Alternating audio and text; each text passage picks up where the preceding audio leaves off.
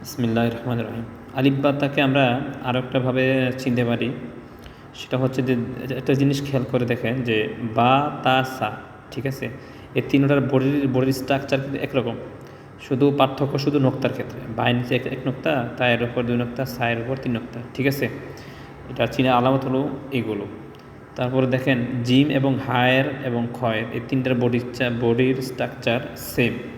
তারপরে দাল জাল সেম, র ঝা সেম, সিন শিন সেম।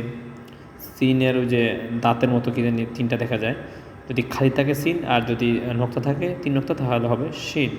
তারপরে স দদ ওই দুইটা একরকম, ত জ একরকম, আইন গয়না আবার একরকম।